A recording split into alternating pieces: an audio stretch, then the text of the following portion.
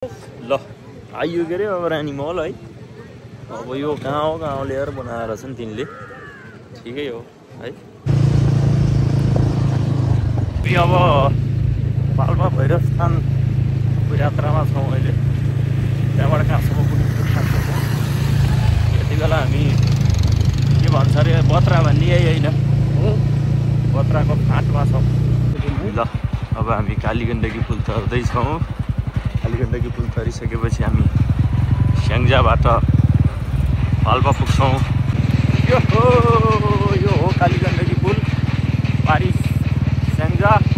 अब हामी पाल्पातिर जाँदैछौँ अनि त्यसपछि सरासर कालीगण्डकी गड्डर हुँदै हाम्रो यात्रा अगाडि सुरु हुन्छ। अलि राम्रोसित चलाऊ माथि बाइक नफुली बर्दले आइपुग्यो। हामी यो एकदम हरिया के अरे धानै धान छ, पुरै एकदम रमाइलो मौसम छ। मामे पुरै खतरा राइरहेको हरे डेन्जर स्पिडमा।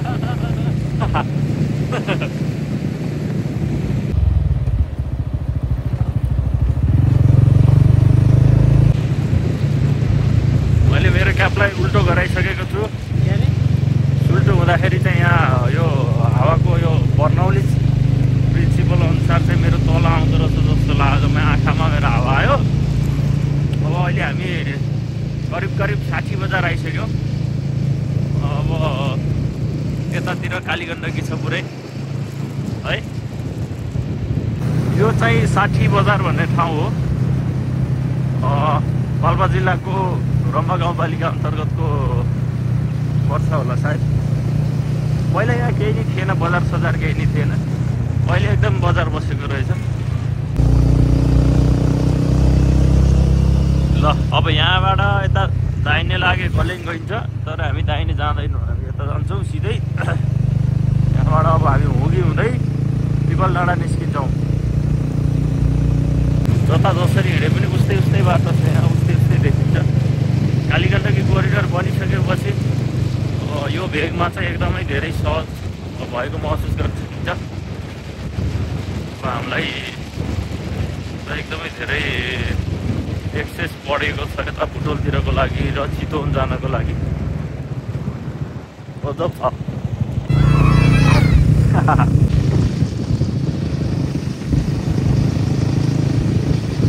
हेरौँ है, अब यहाँ अनेक छ। यो कालीगण्डकी कोरिडोर हो, बिचमा कालीगण्डकी छ, त्यहाँ पारी फेरि सिद्धार्थ हाइवे पर्छ। अब अचम्मै छ के। ल अब हामी पिपल डाँडा आइपुग्यो। कहाँ लेखेको छ पिपल डाँडा? अब यतापट्टि गयो, दाहिने गयो भने अब उता पोखरा जाने बाटो हो। देब्रे गएपछि यता बटौली।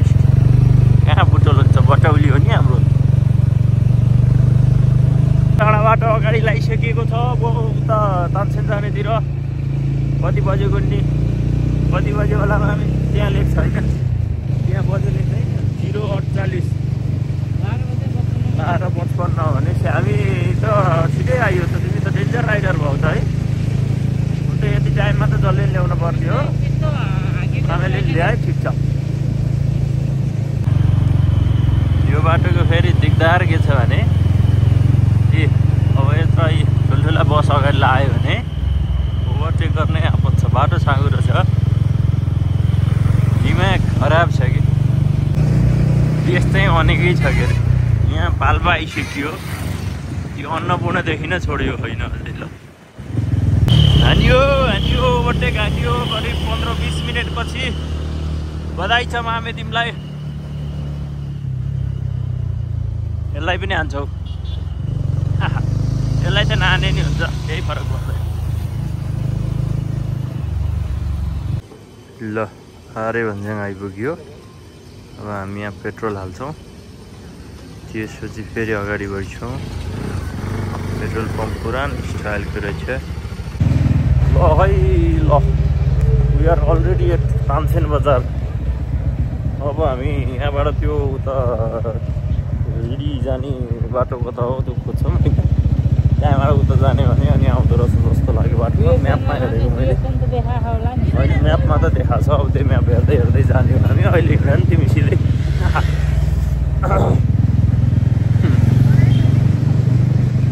ल अनि हामी पर करेन्टली चाहिँ तानसेन बजारमा डुल्दैछौँ, हिँड्दैछौँ, घुम्दैछौँ, मान्छेहरू कति धेरै हुँदै।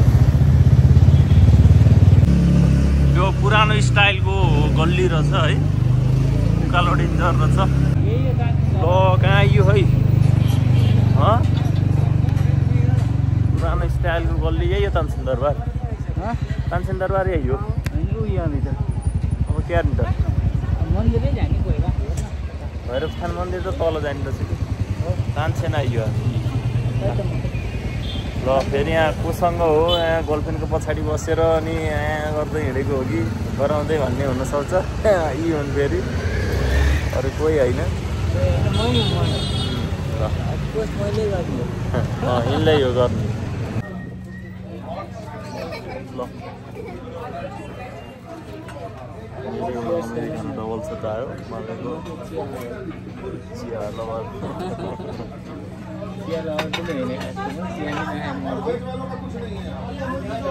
जाम हेर चाबी छोड्यौ, मामेले चाबी छोडे खान क्या जाऊ घर लिएर आऊ त्यसो।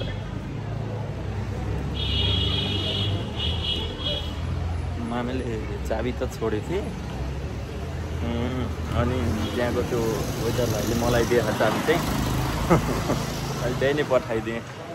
आमालाई थाहा छैन कि चाबी मसँग छ भने। अब त्यहाँ वेटर भाइले दिइसके भन्छ होला के भन्छ, अनि आउँछन् अब फर्किन्छन् एकछिनमा। यति त गर्नु पर्यो के अरे है, चाबी छोडेर हिँड्ने मान्छेलाई। हामी गएर खोजिछन्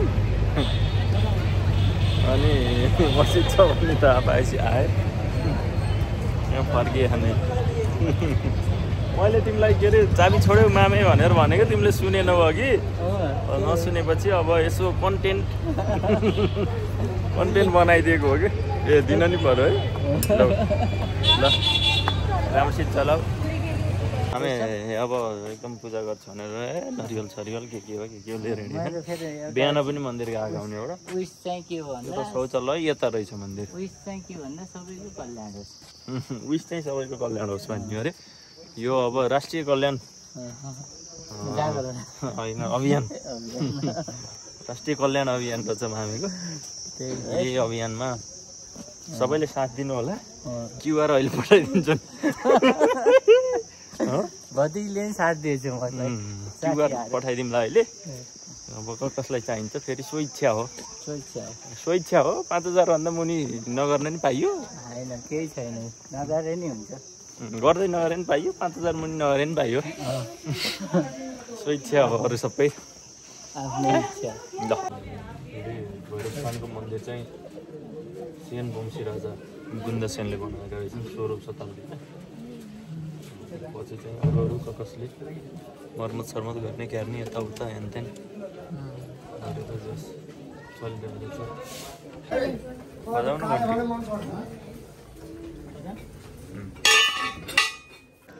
ल अब हाम्रो पूजा चाहिँ सकिसकेको छ।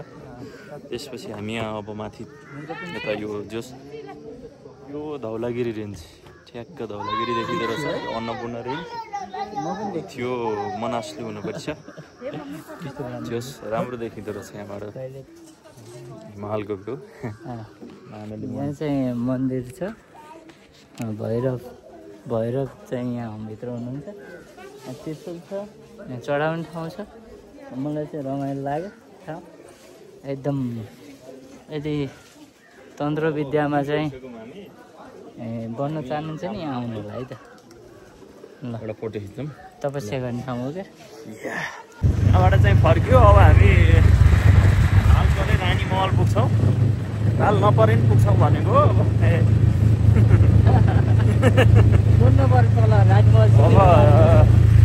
यतैबाट फर्किँदाखेरि गइयो ल है। माने अब राइडरमा छ नि म बिलियन के भन्छ नि अगाडि बस्दा बिलियन सिलियन त्यस्तै के भन्छ अङ्ग्रेजी बोल्दैन भनेर हो तर होइन उहाँ 82-87 के भनेर जाने यहाँबाट त अब कङ्ग्रेस कङ्ग्रेस अहिले आइएन पछि आउँला है। अब हामी बतासे डाँडा आइयो। बतासे डाँडा यता गयो भने चाहिँ दाहिने गयो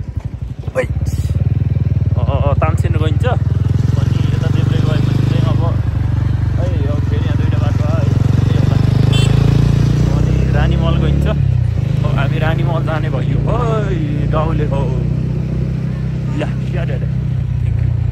आइयो के अरे अब रानी महल है। अब यो गाउँ ल्याएर बनाएर छन् तिनले, ठिकै हो है।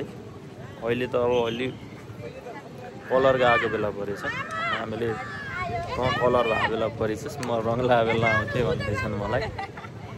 जाऊँ न त माथि, जानु पर्यो अब क्यारिन्छ नि यहीँ भनेर आएपछि होइन। ल ल भिडियो टिकट काट्यो 50 रुपियाँ पर्छ रहेछ। ल रानी महल तर ऊ चाहिँ राम्रो है आर्किटेक्चर चाहिँ। अब त्यति बेला त्यो खड्ग शमशेर त कसको छोरो अरे? ब्रिटिस स्टाइल त हो नि यो होइन? राणाकालीन सबै ब्रिटिस स्टाइल छ। जङ्गबहादुर उता गएर आएपछि अनि त्यही हेरेर होइन। यो के रहेछ? यो स्विमिङ पुल हो क्या हो? यस्तो रहेछ है। त्यति बेला यो त ह्युज स्ट्रक्चर बनाएको थियो यो अनकन्टारमा आएर त मन पर्यो मलाई त। ल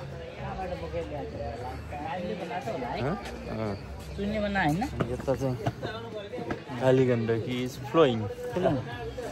खासै राम्रो आएन कि छोडेर आएन कि भनेको मान नि पटकेर आएर आएन।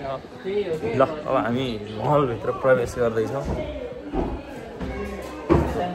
अच्छा यो रानी कक्ष रहेछ, रानी कक्ष रहेछ, खड्ग शमशेर हो।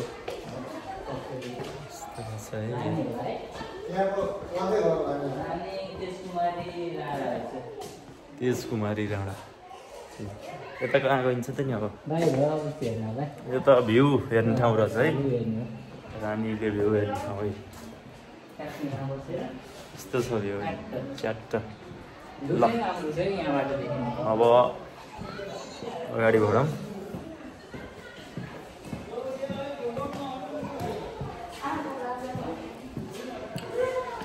अगाडि बढेर माथि जाउँ। फर्स्ट फ्लोरमा के छ त? बत्तीहरू छैन।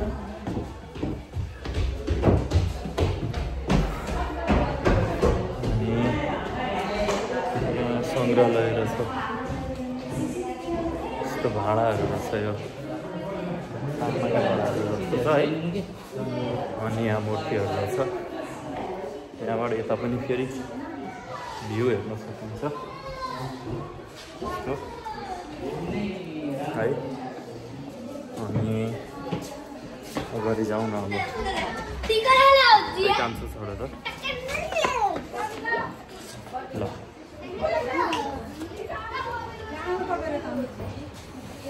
अहिले मामे रानी महलको के भन्छ यो अग्रभागमा रानी महललाई अवलोकन गर्दै मजा लिइरहेछन्।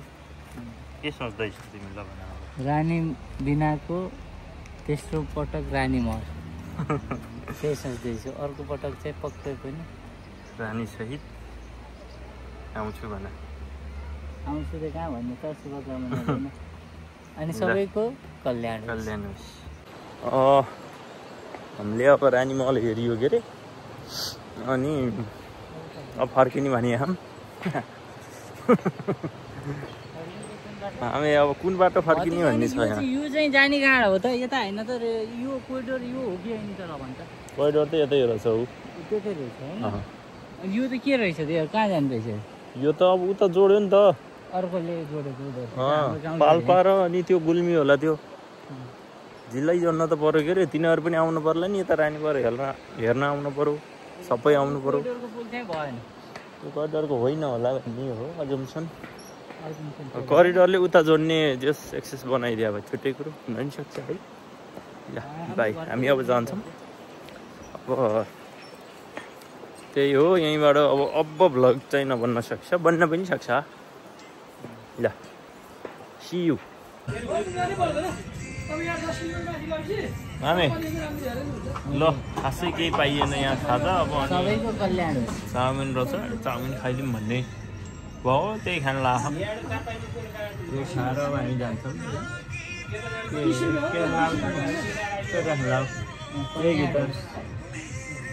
त्यहाँ त अलि हुन्न होला।